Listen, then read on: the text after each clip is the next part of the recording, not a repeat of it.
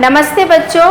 बच्चों, अगर आप लोगों को भूख लगती है तो आप क्या करते हो? भोजन करते हो। भोजन करने से आपको क्या मिलता है? ऊर्जा मिलती है ना, ताकत मिलती है। तो आपको भोजन कौन देता है? आपकी मम्मी आपको भोजन देती है। तो बच्चों, अगर आपको भूख लगती है तो आपको मम्मी भोजन देती है ना। तो हम भोजन करके क्या होते हैं, हमें ताकत मिलती है। लेकिन हमें वो भोजन हमें कहाँ से मिलता है? कभी आपने सोचा है? जो मम्मी हमें आलू दे रही है, रोटी दे रही है ना, दाल दे रही है, सब्जी दे रही है, तो ये चीज़ हमें कहाँ से मिलता है, कहाँ से प्राप्त होता है? कभी आपने सोचा है? ये हमें पेड़ पौधों से प्राप्त होता है। तो बच्चों, आज का हमारा टॉपिक है पौधे। आज का हमारा क्या टॉपिक है? पौधे, है ना। तो सभी सजीव क्या है? सभी सजीव भोजन करते हैं जो उनके दैनिक जीवन के लिए ऊर्जा प्रदान करता है। तो बच्चों, अगर सभी सजीव यानी क्या हो गया बच्चों? जिसमें जान होती है, जो गति करते हैं, है ना, जो जिसमें वृद्धि होती है, जो प्रजनन करते हैं, तो हम उन्हें सजीव वस्तु कहते हैं। तो अगर हम प्रश्न हमारा ये है कि सजीव वस्तुएं कौन कौन सी हैं, तो आप क्या बोलोगे? मानव हो गया, है ना, जंतुएं हो गए, सभी प्रकार के जंतुएं हो गए, जंगली जंतु, पालतू जंतु, और जो जल में रहने वाले जंतु हो गया। इसके बाद पेड़ पौधे। तो अभी आप पूछ सकते हो, मिसने तो कहा है कि सजीव वे वस्तु हैं जो गति करते हैं, जो चलते हैं, दौड़ते हैं, उन्हें हम सजीव वस्तु कहते हैं। लेकिन पेड़ पौधे तो एक ही जगह पर स्थिर रहते हैं, वो क्यों नहीं गति करते हैं? लेकिन पेड़ पौधे वृद्धि करते हैं। पेड़ पौधे वृद्धि करते, गति नहीं करते, एक ही स्थान पर रहते हैं और अपना भोजन स्वयं बनाते हैं। तो पेड़ पौधे अपना भोजन कैसे बनाते हैं बच्चों? सूर्य के प्रकाश की उपस्थिति में पानी और मिट्टी के द्वारा वे अपना भोजन स्वयं बनाते हैं। लेकिन आपने कभी सोचा है हम अपना भोजन स्वयं बना सकते हैं? नहीं, हम दूसरे पर आश्रित रहते हैं। किसके ऊपर? पेड़ पौधे। अगर पेड़ पौधे ने अगर हमें भोजन नहीं दिया तो हम एक समय भी अपना भोजन नहीं कर सकते हैं। तो इसलिए हमारे जीवन में सबसे ज़्यादा महत्वपूर्ण कौन है? पेड़ पौधे हैं। तो चलो अब देखते हैं हम पेड़ पौधे अपना भोजन कैसे बनाते हैं। तो बच्चों, सभी सजीव भोजन करते हैं जो उन्हें दैनिक कार्यों के लिए ऊर्जा देता है। अब ऐसा पॉइंट लिखना, साइंस की भाषा में लिखना, सभी सजीव भोजन करते हैं, सभी सजीव भोजन करते हैं जो उन्हें दैनिक कार्यों के लिए ऊर्जा देता है।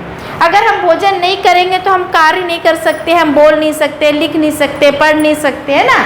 तो हमें भोजन की आवश्यकता होती है। यह भोजन हमें पौधों से प्राप्त होता है। ये भोजन हमें किससे मिलता है? पौधों से प्राप्त होता है। तो पौधे अपना भोजन स्वयं बनाते हैं। तो पौधे अपना भोजन कैसे स्वयं बनाते हैं, है ना? तो पत्तियों के अंग, है ना, आपको मालूम है पेड़ पौधे के 7 भाग होते हैं ना। नीचे जड़ है, फिर तना है, फिर शाखाएं हैं, उसके बाद पत्तियां हैं, फल है, फूल है। आपको ये मालूम है ना। हम छोटा सा एक पेड़ का चित्र मैं बना के बताती हूँ। जैसे मान लो अभी आपका ये पेड़ है ना। सबसे इसमें क्या है? ये जड़ है। जड़ के बाद यहाँ से ये क्या निकल के, इसकी पत्तियाँ निकल गई, है ना। इसके बाद यहाँ पे ये क्या हो गया? ये बहुत सारी शाखाएं हैं। बच्चों, दूसरी एक बात ये है कि हमारा ये जो भाग है ना, जब खुला होना चाहिए, बंद नहीं होना चाहिए। जब ये सूर्य का प्रकाश और पानी जब इसके अंदर आएगा तो इसके द्वारा सब जगह वो फैलेगा और उसको भोजन प्राप्त करने में सहायक होगा। तो आपने देखा अभी ये आपका ये पौधा तैयार हो गया है ना। अब ये पत्ती हो गई इसमें। अब इसके बाद इसमें यहाँ पर एक फल लग गया, है ना। ये टमाटर का फल लग गया किसी का भी। तो बच्चों, ये आपका जड़ हो गया, ये क्या हो गया? फल हो गया, ये आपका तना हो गया, ये आपकी पत्ती हो गई।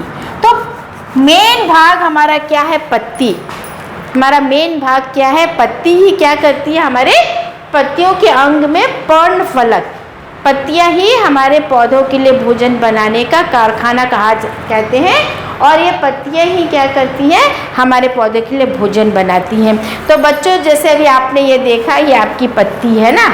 तो ये पत्ती देखा आपने कैसी दिख रही है ना, है ना। इसको हम बोलते हैं पत्ती के अंग में पर्णफलक। जो पत्ती का चौड़ा भाग है और चपटा भाग है, ये पर्णफलक कहलाता है।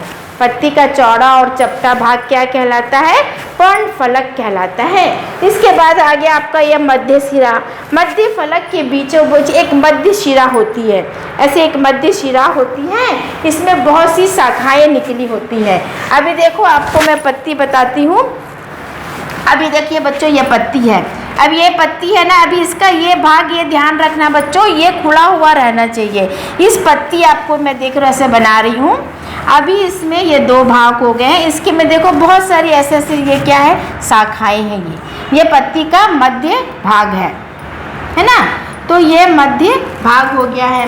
तो पर्णफलक के बीचों बीच एक मध्य शिरा होता है। पर्णफलों के बीच एक मध्य शिरा होता है, इसमें बहुत सी शाखाएं निकली होती हैं। इसके बाद बच्चों आपको फिर डंठल हो गया। यही है ना इसका, ये डंठल हो गया।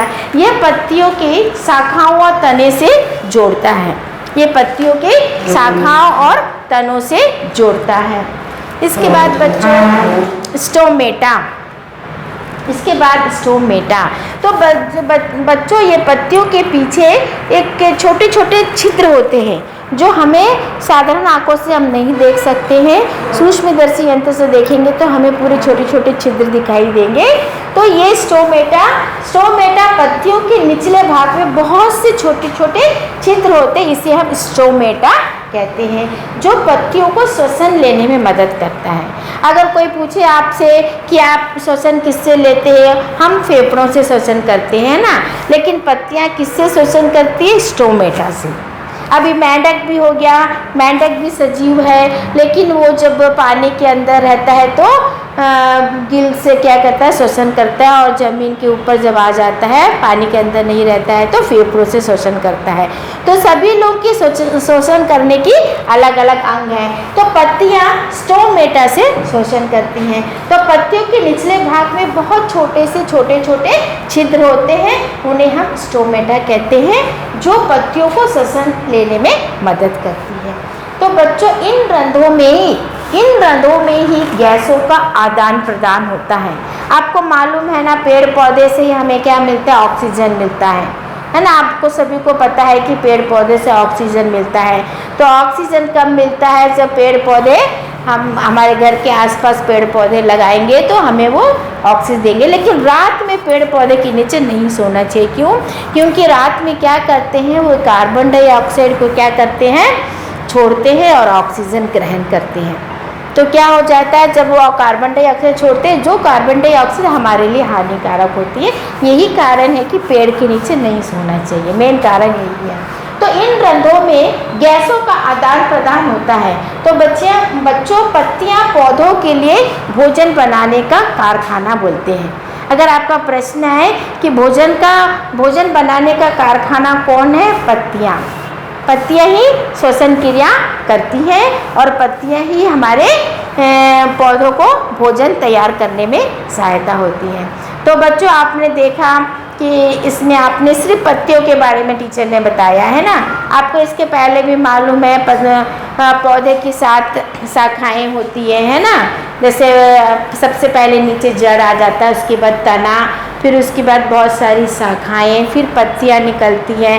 पत्तियों के बाद फूल खिलता है, फूल के बाद फल बनता है, फल के बाद बीज बनता है, फिर बीज से नया पौधा जन्म लेता है ना। तो हम बीज को अगर हम बो देंगे तो हमें क्या होगा, नया पौधा तैयार हो जाएगा और वो अपने हमें फल देना शुरू कर देगा। तो बच्चों आप लोगों ने मेरा ये वीडियो देखा होगा आपने, है ना। अगर आपको मेरा ये वीडियो पसंद आए तो आप लाइक करना, शेयर करना। Thank you.